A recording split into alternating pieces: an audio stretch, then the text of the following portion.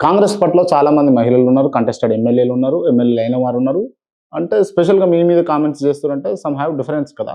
వాళ్ళకి మీకు. నా గురించి ఎవరు నాకు తెలీదు. ఏమన్నా కామెంట్ చేస్తుంటే గనుక.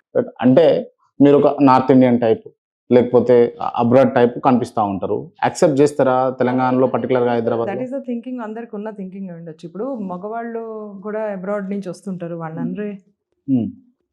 మరి కేటీఆర్ లాంటి వాళ్ళు బయట నుంచి చదువుకుని వస్తారు. ఎంతోమంది బయట నుంచి వస్తారు. వాళ్ళననరే. హ్మ్.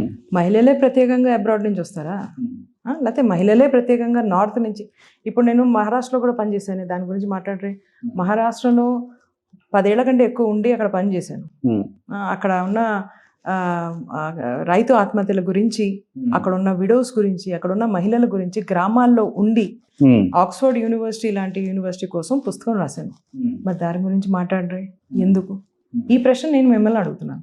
నార్త్ ఇండియానే ఎందుకు అన్నారు? హ్మ్. ఇది నాకు మీరు చెప్పాలి. మా నాన్నగారు ఇక్కడ వాళ్ళు, హ్మ్. మా అమ్మ వరంగల్. మేము ఇక్కడ స్థిరపడిన పీపుల్ మేము ఇక్కడ. హ్మ్. మీరు కూర్చున్న ఇల్లు ఎన్ని ఏళ్ళది? హ్మ్. మాది. అయినా నార్త్ ఇండియన్ ఎందుకన్నారు? ఇది మీరు చెప్పాలి నాకు. ఇది this you have to tell me.